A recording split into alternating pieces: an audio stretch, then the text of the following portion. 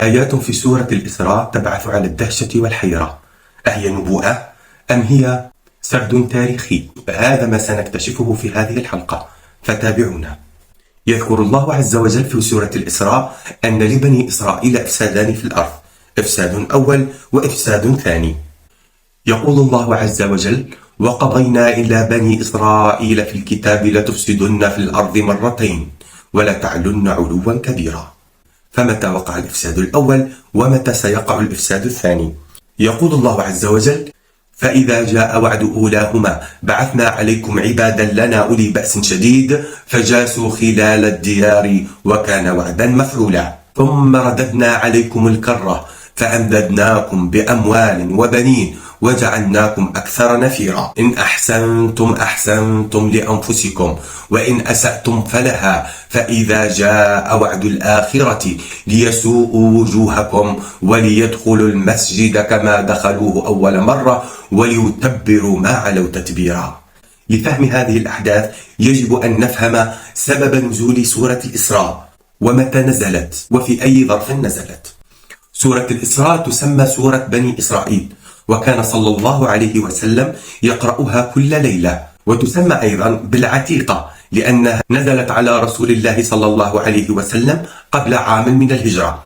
نزلت سورة الإسراء على رسول الله صلى الله عليه وسلم بمثابة البشرى وهو في عام الحزن.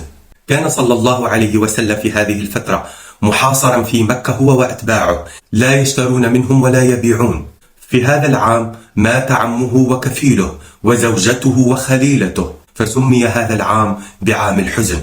لكن الله عز وجل أنزل عليه هذه السورة بمثابة البلسم، بمثابة الدواء، ليطمئنه ويريه قدره ويشد على أزره ويعلمه أن قدره عند الله عال وأن قدره في السماوات عال. يذكر الله عز وجل في فاتحة هذه السورة حادثة الإسراء من المسجد الحرام إلى المسجد الأقصى. يقول الله عز وجل في فاتحة هذه السورة: سبحان الذي أسرى بعبده ليلا من المسجد الحرام إلى المسجد الأقصى الذي باركنا حوله لنريه من آياتنا إنه هو السميع البصير.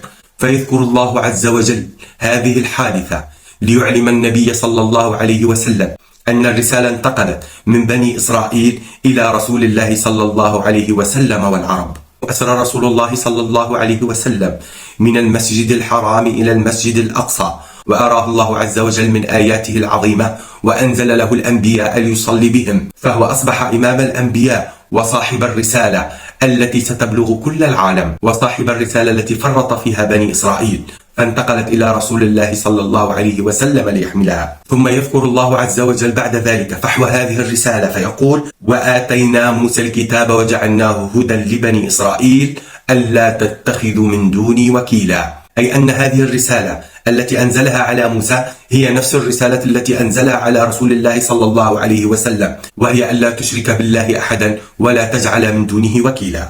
ذرية من حملنا مع نوح إنه كان عبدا شكورا.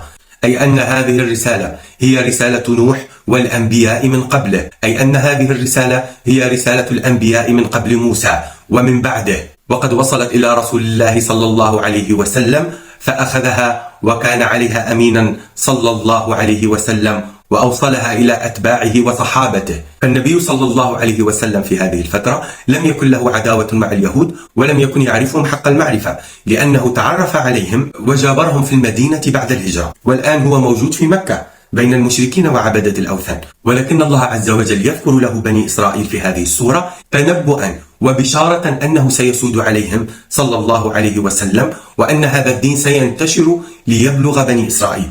ولكن هناك وعدان لله عز وجل وعدهما بني إسرائيل في الكتاب، وهذا الكتاب هو القرآن الكريم، وأيضا هو التوراة التي قد تحتوي هذه النبوءة. فبني إسرائيل سيمران بإفسادان، الإفساد الأول والإفساد الثاني. فمتى كان هذا الإفساد الأول ومتى سيكون هذا الإفساد الثاني؟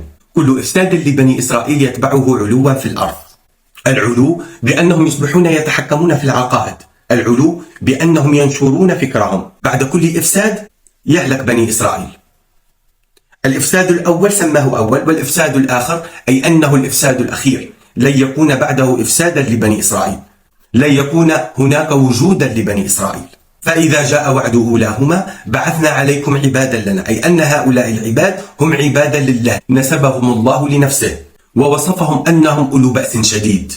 هؤلاء هم صحابة رسول الله صلى الله عليه وسلم الذين أجلوا اليهود من خيبر وبني قريظة وبني قينقاع في مدينة رسول الله صلى الله عليه وسلم، فدخلوا عليهم ديارهم ودخلوا عليهم حصونهم حصنا ففتحوها بإذن الله عز وجل، وقطعوا دابر اليهود في المدينة المنورة بعد أن أفسدوا وخالفوا وعد الله ولم يؤمنوا برسوله، وقد تبين لهم من توراتهم أنه هو النبي الذي بشر به موسى وهو النبي الذين ينتظرونه، وكانوا يستفتحون في المدينة على الكفار قبل هجرة رسول الله صلى الله عليه وسلم به، حيث أن اليهود كانوا يتوعدون الأوس والخزرج أن إذا خرج هذا النبي سوف يعذبونهم به وسوف يملكون كل العرب به، فلما جاءهم رسول الله صلى الله عليه وسلم كفروا به، فيقول الله عز وجل فلعنة الله على الكافرين. بعد هجرة رسول الله صلى الله عليه وسلم إلى المدينة المنورة وبداية تكوينه للدولة الناشئة، قام رسول الله صلى الله عليه وسلم بكتابة ميثاق للمدينة المنورة، ويعتبر هذا الميثاق بمثابة الدستور في الدول الحديثة. وقد جعل رسول الله صلى الله عليه وسلم في هذا الميثاق تنظيما للعلاقات بين المكونات الأربعة لشعب هذه الدولة الناشئة، وهم المهاجرون الذين هاجروا مع رسول الله صلى الله عليه وسلم، والأوس والخزرج وهم أنصار رسول الله صلى الله عليه وسلم وسكان المدينة المنورة، واليهود كبني النضير وبني قينقاع، والأعراب الذين يسكنون في أحواز المدينة المنورة. فكان هذا الميثاق ينظم الحياة بين أفراد هذه الدولة الناشئة. كانت علاقة رسول الله صلى الله عليه وسلم مع اليهود علاقة جيدة، فكان صلى الله عليه وسلم يتصدق عليهم ويهدي لهم ويلبي دعوتهم ويحسن إليهم. ولكن اليهود الذين سكنوا المدينة المنورة كانوا يولون العداء للرسول صلى الله عليه وسلم، وكان صلى الله عليه وسلم صابرا عليهم، وقد أسلم من اليهود عدد قليل وأبى أكثرهم إلا أن يظلوا على دينهم كبرا وعلوا. ومن بين هذه القبائل اليهودية التي عاشت مع رسول الله صلى الله عليه وسلم في المدينة هي بني قينقاع، التي بدأت تثير القلائل في المدينة المنورة بعد مؤاخاة رسول الله صلى الله عليه وسلم بين الأنصار والمهاجرين، وأصبحت كتلة اجتماعية واحدة. لكن هذا لم يرضي اليهود، لأن اليهود على طول السنين كانوا يثيرون الفتنة والقلاقل. من بين الأفعال التي فعلوها أنهم أخذوا يبثون روح العداوة بين الأوس والخزرج من جديد بعد أن وحدهم رسول الله صلى الله عليه وسلم في دولة واحدة وآخى بينهم، حيث أمر كبير أحبار بني قينقاع وهو شاس أحد غلمانه بأن يلقي على الأوس والخزرج تلك الأشعار التي كانوا يتغنون بها في الجاهلية في الحرب بينهم، فغذى ذلك نزعة الجاهلية بينهم وبدأوا يستعدون لقتال بعضهم البعض. فلما سمع رسول الله صلى الله عليه وسلم بذلك ذهب إليهم ووعظهم ونهاهم عن الاقتتال الذي كان سيحدث بينهم، فعادوا بذلك إخوانا يتباكون على ما فعلوه. وكان لبني قينقاع سوقا في المدينة يبيعون فيه الذهب والأواني المعدنية، فذهبت إحدى النساء المسلمات إلى أحد الساغة فالتف حولها اليهود وأرادوا رؤية وجهها، إلا أنها أبت، فأخذ السائغ بطرف ثوبها فبان سوءتها فضحكوا عليها. فلما صاحت أتى أحد المسلمين فقتل ذلك اليهودي السائغ وقتل اليهود المسلم. فلما سمع المسلمون بذلك في السوق اشتد القتال بين المسلمون واليهود. فلما وصل الخبر إلى رسول الله صلى الله عليه وسلم ذهب إليهم رسول الله صلى الله عليه وسلم فأرادوا أن يغتالوه على يد اليهودي عمرو بن جحاش. أراد أن يلقي حجر رحم كبيرة على رسول الله صلى الله عليه وسلم ويغتاله، ولكن جبريل أخبر رسول الله صلى الله عليه وسلم بذلك. فلما أحضروا عمرو بن جحاش أقر بذلك، حصرهم صلى الله عليه وسلم في حصونهم حتى نزلوا على حكمه في رقابهم وأموالهم. وهذه خيانة لرسول الله صلى الله عليه وسلم ونقضا للمعاهدة التي عاهدوا الله عليها، وهي ميثاق المدينة المنورة. فشفع فيهم عبد الله بن سلول كبير المنافقين في المدينة المنورة، فأطلقهم رسول الله صلى الله عليه وسلم وأخرجهم من المدينة المنورة. بعد إخراج المسلمين لبني قينقاع من المدينة المنورة وأخذهم لأموالهم وأسلحتهم، هناك قبيلة أخرى يهودية وهي بني النضير كذلك خانت العهد، فحاصرهم رسول الله صلى الله عليه وسلم وأجلاهم من المدينة المنورة فخرجوا منها. يقول الله عز وجل: هو الذي أخرج الذين كفروا من أهل الكتاب من ديارهم لأول الحشر ما ظننتم أن يخرجوا وظنوا أنهم مانعتهم حصونهم من الله فأتاهم الله من حيث لم يحتسبوا وقذف في قلوبهم الرعب يخربون بيوتهم بأيديهم وأيدي المؤمنين فاعتبروا يا أولي الأبصار. أما القبيلة الثالثة وهي بني قريظة، ففي السنة 5 هجري بعد غزوة الأحزاب أتى جبريل إلى رسول الله صلى الله عليه وسلم وأمره أن لا يخلع درعه وأن لا يخلع لباس الحرب إلا في بني قريظة، لأنهم خانوا رسول الله صلى الله عليه وسلم واتفقوا مع كفار قريش على قتل رسول الله صلى الله عليه وسلم وجماعته. فلما حاصر كفار قريش رسول الله صلى الله عليه وسلم من الأمام حاصره اليهود من الخلف، فكانت أياما صعبة على رسول الله صلى الله عليه وسلم والمسلمين. يقول الله عز وجل: يا أيها الذين آمنوا اذكروا نعمة الله عليكم إذ جاءتكم جنود فأرسلنا عليهم ريحا وجنود لم تروها وكان الله بما تعملون بصيرا وإذ جاءوكم من فوقكم ومن أسفل منكم وإذ زاغت الأبصار وبلغت القلوب الحناجر وتظنون بالله الظنون هنالك ابتلي المؤمنون وزلزلوا زلزالا شديدا.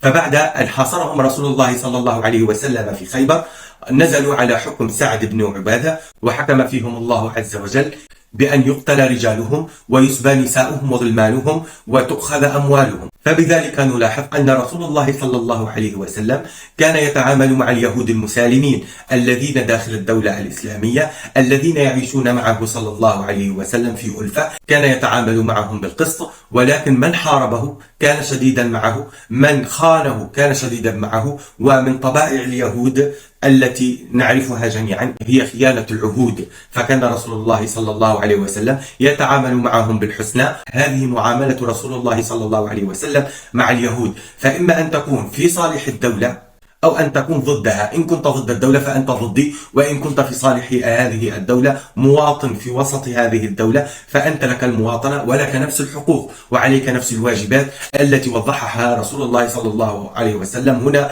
في ميثاق المدينة المنورة، حيث كتبه النبي صلى الله عليه وسلم بمجرد دخوله المدينة المنورة ليوضح العلاقات بين جميع شرائح المجتمع المدني الذي سيكون الدولة الجديدة، وأي شيء يأتي لضد هذه الدولة يجب أن يحارب أو أن يقضى عليه. كان هذا الإفساد الأول.